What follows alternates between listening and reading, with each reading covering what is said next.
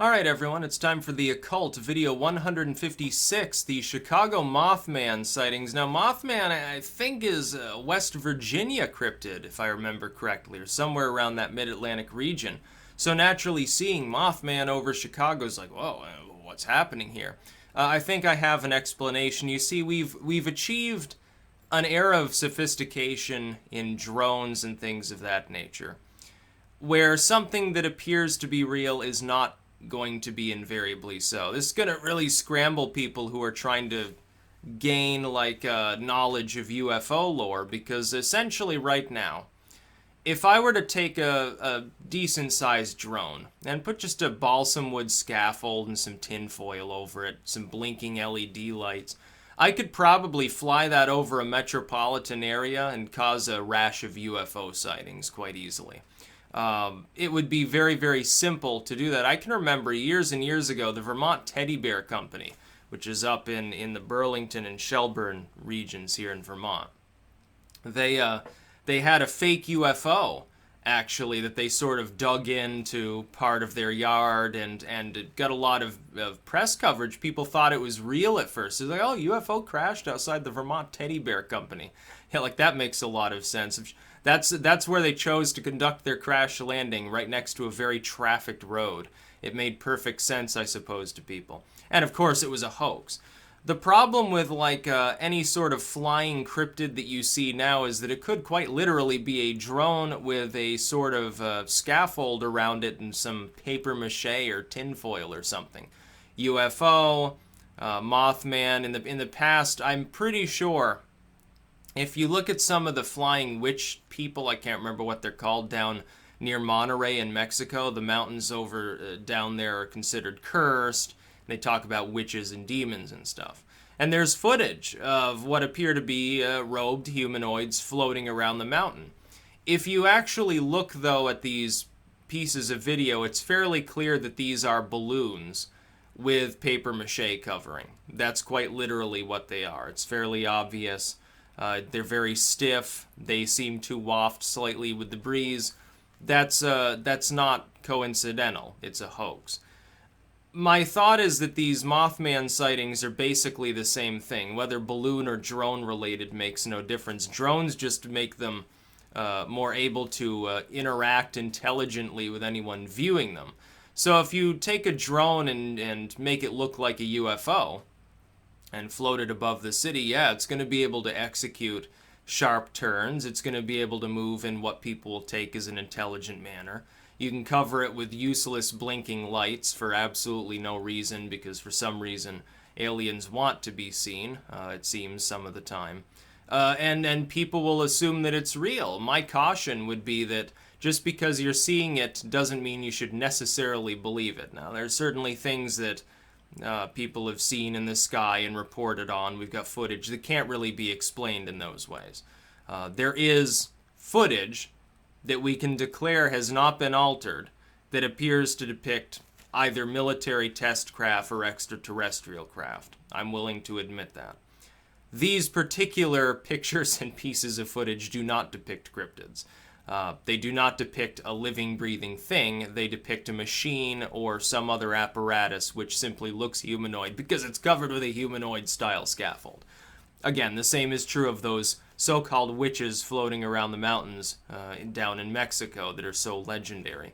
That footage is like the St. Brigida stuff, where they have someone act possessed and they say, well, this is a demon inside someone. Well, it's a real person. The footage is technically real. It hasn't been altered, but that's not what it depicts. It just appears to depict that because it's acting. And this is something you have to have a little bit of skepticism when you're talking about cryptids, UFOs, anything within the spiritual, the occult. You have to take things, anecdotes should be taken with a grain of salt. It requires much more thought and study than that. And you should attempt, anytime some phenomena is witnessed, your first attempt should be to rationalize it, if you actually believe in the spiritual, because the first attempt should be to eliminate anything that's not actually spiritual, it's mundane and explainable. When I look at something like this, I can say, well, it's very easy to explain how this is accomplished. Any random person who had a few $100s for the right size drone and some popsicle fucking sticks or some wire hangers that they could deform and cover in paper mache could easily make such an object. And it would stand up to scrutiny, assuming you're not getting too close to people. There you go. There's your explanation. As for declaring it Mothman, it's rather funny. Why not make up some new cryptid name? It's like they do that for Bigfoot. Like Florida has the skunk ape. It's basically the same tale. At least they gave it an intriguing new name so that they could, bilk paranormal tourists or something. And that one might actually be like a chimpanzee or an orangutan or some creature like that. A best bet apparently is on orangutan, and it probably is real in that sense. It's an out-of-place animal, though. It's not a Bigfoot. As far as I know, there's no native lore talking about such beings down in tropical or subtropical central Florida. So I think we can chalk it up to, they accidentally released a couple of gorillas or orangutans or something into the area, and it never gets cold enough to kill them. They're just sort of huddling out in the, basically, what amounts to the jungles around the Everglades. Of course they could survive. They got a chimp population down there. They've got monkey populations. They got anacondas down there at this point. Why not? They're king cobras were breeding there for a while. They think they got rid of them. Hopefully they did. Otherwise, you have a much bigger problem on your hands, I think, than people have now. You have the whole crocodile in the swimming pool thing sounds a lot like crocodiles in the sewers at some point. And that's probably somewhat true as well. Maybe not a breeding population, but again, some anecdotal encounters. Now, anytime that you see something floating around in the sky, if it seems a little bit too stiff for, being an actual living thing, it's probably a drone. Honestly, at this point, it would take very, very little effort. Those of you, assuming it's legal, I think it is. Like, would it be illegal to put a scaffold around a drone? Like, you've got a drone license. You're not flying it near an airport. You're just flying it around and doing weird shit. If you're not deliberately trying to cause a panic, wouldn't it be legal to do such a thing? I think it would be. Don't take that to the bank as legal advice, though, because I'm not 100% sure. But if you did, you could convince people it was a UFO. If somebody can rig a few drones together on a tin platform, an aluminum platform, and sit on it and float around like it's a speed bike from Star Wars, I'm sure that somebody can design a wire or balsam wood scaffold, cover it with some skin or something, paint it pretty colors, and convince people it's a UFO. They could easily put some blinking LEDs on it. It wouldn't be hard. And pretty soon you have a 15-foot wide UFO that's actually just a drone. It's being piloted from the ground, but it's flying around. Then you fly it back over the trees and it disappeared off into the wilderness. No, it didn't disappear in the wilderness. It got dismantled on site, put in someone's truck. They had a good laugh and waited for the news reports the next day.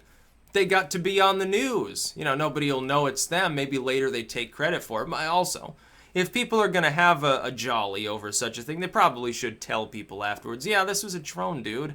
Look, here's the stuff I put around it to make it look like the Mothman or a UFO or something. Yeah, you should do that. It's good to have a laugh, but be honest with people enough after the fact. No, this is not a cryptid that you're seeing in Chicago. It's not Mothman. Sorry to inform you.